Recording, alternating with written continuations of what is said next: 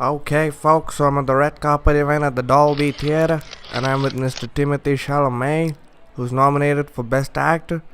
So, Timmy, what do you gotta say about that infamous speech scene? Well, I'd been desiring a sexual scene with a fruit in a movie for some time. I read it and I thought, oh, this is it. But no, it was just the opportunity to play a role that's complex and meaty at a young age. It's rare to find young characters that have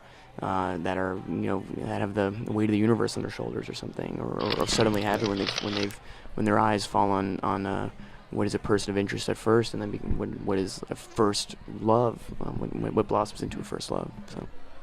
Okay, so now we're gonna take a little sneak peek at a scene from Call Me By Your Name, the infamous speech scene as some of them would call it. So let's skedaddle into this then. Okay, so it starts off all quite amazingly, and there's little Timmy reading his Bible before going to bed, and eating his speech.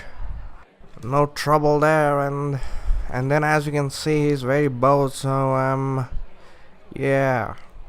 He's not even joking. I'm in one piece so far, so yes. Oh, yeah. Let's not. Go on, little Timmy boy. I don't think you've heard of this invention called knife, huh? Oh, and yeah, he's got peach juice all over him now. This happens to me all the time. Just use Irish Spring. We'll get that stain right off. Okay, so just a random Italian boy eating a peach, nothing weird here. I wonder what all the fuss was about. Oh, hello. I'm like pinching myself there, and I mean, this whole experience in Toronto has just been tremendously overwhelming. Okay. Did you mistake that for your mouth, Timmy? Yes, if I explode, everybody forgive me. Well, we have different ways of eating and enjoying a peach. I know an awful lot of gals would be willing to eat that peach right now. My parents have seen it. My grandma has yet to see it. I think she's going to be in shock when she does, so. No kidding. So, that's not very Christian, Timmy. I guess as an actor, you always look to your director at the top of the morning, so you kind of gauge what mood they're in, see how they're doing. And I just saw how Luca was that day, and he wasn't treating it with any ceremony. He just treated it like any other day. So by the time we got around to shooting it, it just felt like a scene with dialogue or a breakfast scene. It just felt like anything else. And if he had treated it differently, I would have been shaking during that whole scene. Yeah, I didn't understand a word you just said, because I'm a bit hard right now. So, yeah, I'ma see you later. So, I'm with Mr. Gary Oldman, who has been nominated for Best Actor for the movie The Darkest Hour. So, Gary, I've been wondering, what would you say was your darkest hour? We had a break over Christmas, and people went to decorate their Christmas trees and do all of that, and I went and had a colonoscopy. Oh, Jesus, so you had a camera shoved up your backside, huh? How did that feel?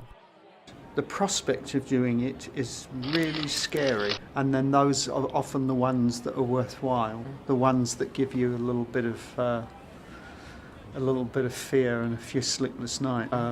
Because you say yes, I would love to do that, and then you lie awake at night going, oh my God. So, very nervous before getting a camera shoved up your arse? It was a wonderful evening. But the thing is, you first of all, you are so shocked at hearing your name mentioned that you then have to think. Now you hear your name and you're not thinking. And then you get up there, and I think because the evening was running a little long, you get this huge clock which is counting down. Then it goes into red, and then you know you're in trouble. And then you hear that, oh God, that sad music starts to play. It's always that mournful thing. Jeez, Gary, that's a pretty cinematic description. What advice would you give to someone who's got the colonoscopy exam this week? You have to get into a kind of mindset for it. And I would say this to anyone who's maybe going to do it or contemplating doing it. But you've got to surrender to what it is. You have to find a place and a focus. You have to surrender to it. And if you do that, you'll have a great time. Yeah, Gary, getting a camera shoved up your backside, that isn't a great time. Who all were you with during this colonoscopy exam? There's Richard Jenkins and Tom Hanks and Timothée Chalamet, Armie Hammer, yeah. We've got, and we have Danny Kaela, Hugh Jackman in the back, and Steve Carell. Oh my god. Did y'all have an orgy or something?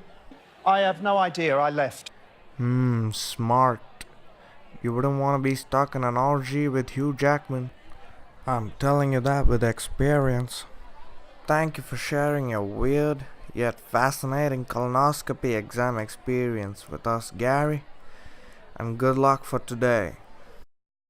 Hey, look guys, it's Margot Robbie. Hey Margot, could you teach me some Aussie cuss words that I can go yell at Chris Pratt? Chakasiki, snag, The hell does that mean? huge hyphen penis. Oh, okay. You're gonna get me age restricted here, Margot. Hey, Chris Pratt, go play with your chaka sneaky plug. I just asked Chris Pratt to go play with the python penis.